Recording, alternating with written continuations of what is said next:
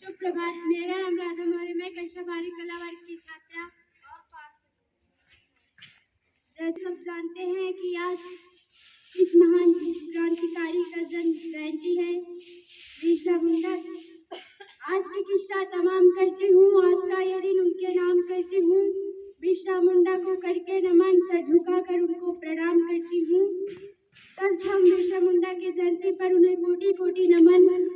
और उनके इस जयंती पर हम उन्हें हमारी यादों में सदैव अमर रहेंगे।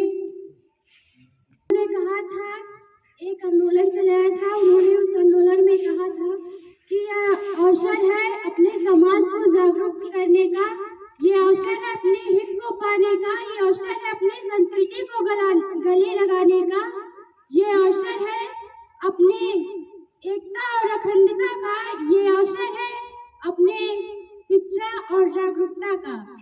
इतना ही नहीं, साथ प्रकृति की रक्षा करने वाले धरा पर जीव अविनाशी हैं। शुक्र मानती हूँ हर पल सृष्टि का कि वो भारत का आदिवासी हैं। और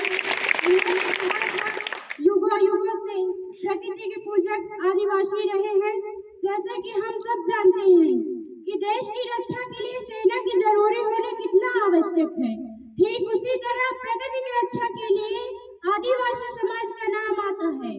लेकिन एक बात अफसोस के साथ कहनी पड़ रही है कि उन्होंने इतना अफसोस के साथ कहनी पड़ रही मुझे कि उन्हें भले ही मूल निवासी कहा गया हो।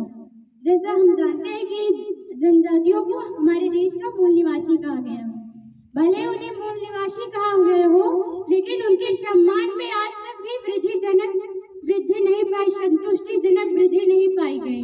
इसीलिए आदिवासियों को लगता है कि भारत के कुछ हिस्सों के विकास के युग में हालात इतने बुरी हैं कि आदिवासी जीवन को लगता है कि भारत की आजादी अब भी अधूरी है।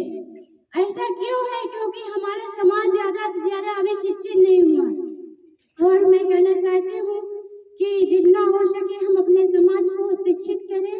जैसा कि हम सब जानते हैं कि आज हमारी जनसंख्या लगभग 1.46 करोड़ है, इसलिए हमें सरकार से समुचित सुविधाएं नहीं मिल पा रही हैं। और इस सब का कारण है शिक्षित होना, अपने अधिकारों के प्रति जागरूकता होना, और जागरूक होने की सबसे बड़ी कारण है अनपढ़ता। इसलिए आज हम यहाँ से ये संकल्प लेकर जाएंगे, बिरसा मुंडा की इस जयंती पर हम ये संकल्प लेकर जाएंगे कि ज्यादा से ज्यादा अपने समाज को शिक्षित बनाएंगे।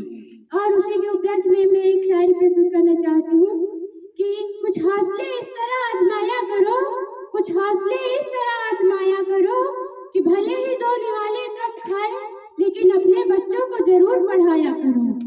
और मैं उनकी जयंती पर उन्हें 4 लाइन प्रस्तुत करके उन्हें कोटि कोटि नमन करना चाहती हूँ कि अंग्रेजों को अपने तीर कमान से उड़ा देने वाले, अंग्रेजों को अपने तीर कमान से उड़ा देने वाले, आदिवासियों के लिए आजीवन संघर्ष करने वाले, जन जंगल जमीन की खातिर लड़ाई लड़ने वाले उन बिरसा मुंडा धरती आबा को कोटि कोटि प्रणाम।